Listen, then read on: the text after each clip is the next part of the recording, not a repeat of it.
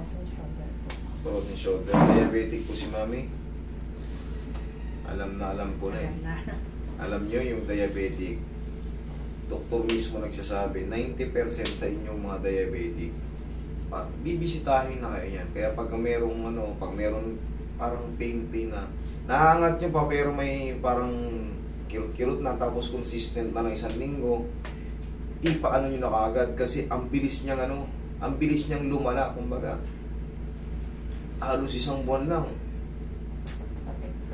Kapit na kaagad. Yun ang difference. Pag kayo ay diabetic pero kung kayo naman ay hindi diabetic, okay lang. Pag may mga pain pa, baka mawala. Pero pag diabetico, talaga medyo, ang bilis ng epekto mo. Ilang buwan na ba to? Halos magdadalawang taon. Na 2 taon? Naku po. O kasi ang nipis na lang dito nyo, kaya akala ko ang bilis ng epekto, 2 taon na pala. O, kung makahawakan nyo yung ganito nyo. Kumbaga, yung buto nyo, kumpara rito may laman, dito talagang, Wala na ba? medyo numipis na siya. Halos parehas naman sila.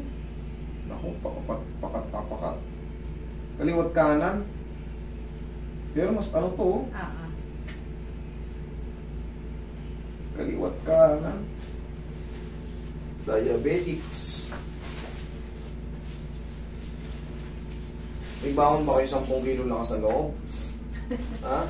May sakit ba kayo sa puso? Wala naman. Kaliwat kanan, kita mo, pakat na pakat. Paano ba kayo makakapag yan? Kapag laba, magsampay kayo na Alam kong ginagawa nyo pagsasampay. Inairastos. Kasi hindi naman, wala na sa kalahati eh.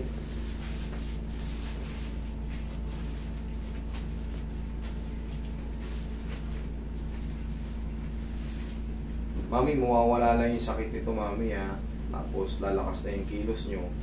Susundan nyo rin ang stretching. Kasi ito, hindi pa maaangat ito yung mga ganong sistema. Well, hindi pa siya perfect na maaangat talaga. Mag-iiwan pa siya ng mga pain. Palambutin muna natin, daba muna kayo. Double frozen shoulder.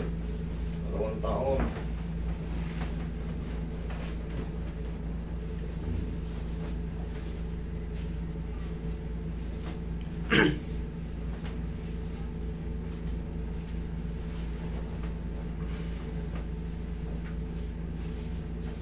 Sobra.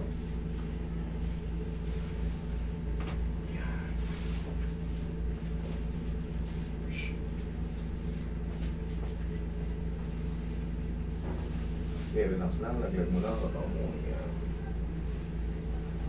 Isa pa.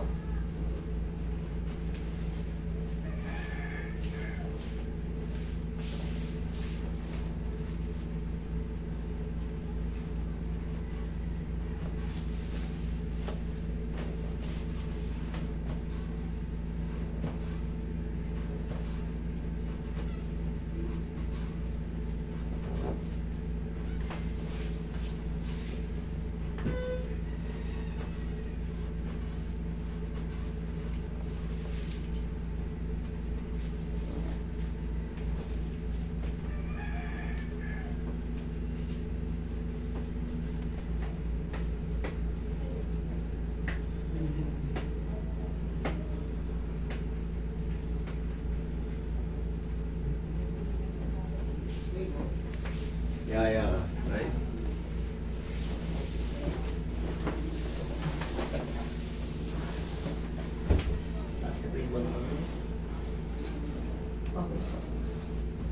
Lagi sa dibdib yung kamay.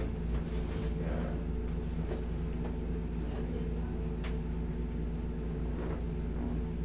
Okay, inhale. Exhale.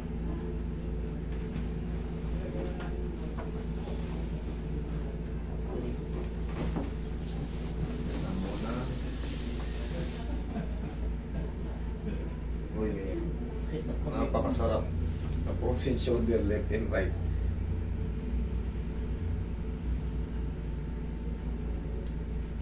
Nagme-maintenance na ba kayo, mami? Alam nyo, para mawala yung maintenance nyo, magpapawis tayo. Kung baga regular kayo mag-jogging. Ay, kahit hindi na mag-jogging, walking lang sa umaga. Araw-araw. Sa loob ng 6 na buwan, di na kayo mag-maintenance. Kailangan lang syempre hindi naman overnight yan. Sipagan nyo na bilad-bilad lang sa umaga. O kung sakali mong walang araw, Pag walang araw. kahit walang araw, basta walking lang, kahit mga ilang kilometro. Kahit doon lang sa pabalik-balik lang kayo. Paikot-ikot lang sa vicinity nyo. Para mawala yung maintenance nyo. Kasi pag nagme-maintenance, doktor mismo nagsasabi, may mga side effect yan. Oo. May mga side effect yan. Maaaring aasin yung sikmura nyo, nahihilo kayo, maaaring parang groggy kayo, maaaring tatamarin kayo, tataba kayo. Totoo nga yan, kaya Ganun. ko minsan hindi ko na iniinom. Oo, ganun. Minsan nasusuka-suka pa kayo konti. May mga side effect yan. Tsaka pag yung maintenance, tinamaan ka ng todo, pati yung mga internal organ natin. Okay, unahin natin itong pinakamasarap. Okay lang, butang mo lang. Okay lang, kaya. Oo, iba talaga pag lumagpas na ng 8 months. Okay, kaya? Oo, di ba?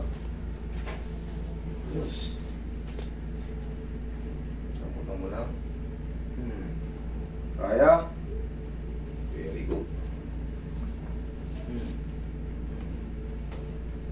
Okay lang. Galing nga.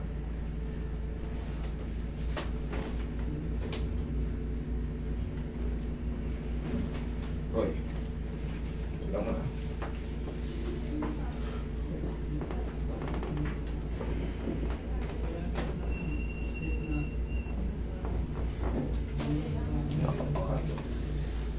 Bali, wala kay mami Matibay ito Mukhang nagsawa na to sa sa kirot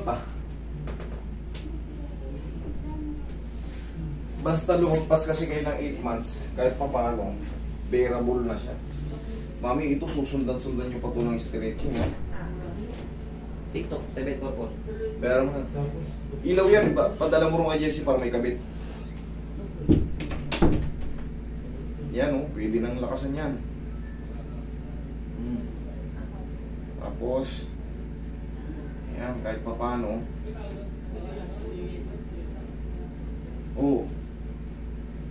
Pwede nang Okay. Woo! Thank you. Mami, sundan mo pa yan Okay. Sundan mo pa yan ng maganto-ganto Hindi pa yan perfect. Pero ang mahalaga, kita mo, ang laki ng in-improve. Kasi abot ko na siya, hindi ko siya dati abot sa likod. Dati yun. Thank Yun you. yung pinag-ano